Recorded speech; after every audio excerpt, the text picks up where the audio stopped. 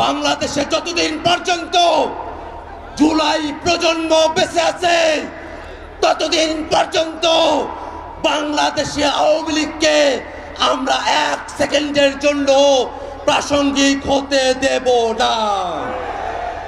আওয়ামী লীগের দোসর জাতীয় পার্টি যারা 90-এ স্বৈরাচার প্রতিষ্ঠা করেছিল তারাও বাংলাদেশে আওয়ামী লীগের রাজনীতিকে স্বৈরাচারের দোসরের রাজনীতিকে প্রতিষ্ঠা করবার যে চেষ্টা করছে তাদেরকে হুঁশিয়ার করে বলতে চাই, শুধুমাত্র আওয়ামী লীগ নয়, আওয়ামী লীগের প্রত্যেক দোসর তারা রাজনৈতিক দল হতে পারে, সুশীল সমাজের লোক হতে পারে, তারা সাংবাদিক হতে পারে, তারা বিচারপতি হতে পারে, যারা এই আওয়ামী লীগকে বাংলাদেশে ন্যূনতম স্পেস দেওয়ার চেষ্টা করবে তাদের প্রত্যেকের বিরুদ্ধে বাংলাদেশের ছাত্র জনতা দুর্গ গড়ে তুলবে।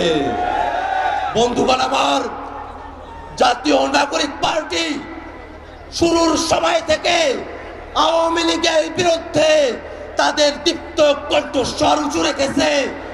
দীর্ঘ সময় ধরে বাংলাদেশে যারা ফ্যাসিবাদ বিরোধী রাজনীতি করেছেন, ফ্যাসিবাদের চাটা করে পিষ্ট হয়েছেন, ফ্যাসিবাদের বিরুদ্ধে যাদেরকে নিয়ে জুলাইতে আমাদের ঐক্য হয়েছিল, আমরা আমাদের প্রত্যেক শরীরকে জানাতে চাই আওয়ামী লীগের বিরুদ্ধে, আওয়ামী লীগকে নিষিদ্ধের প্রশ্নে এই দায় শুধুমাত্র জাতীয় নাগরিক পার্টি এনসিপি নয়, এই দায় বিএনপির, এই দায় জামাতের, এই দায় ইসলামী আন্দোলনের, এই দায় গণ অধিকার গণসংহতি সহ বাংলাদেশে ফ্যাসিবাদ বিরোধী প্রত্যেকটা পক্ষের।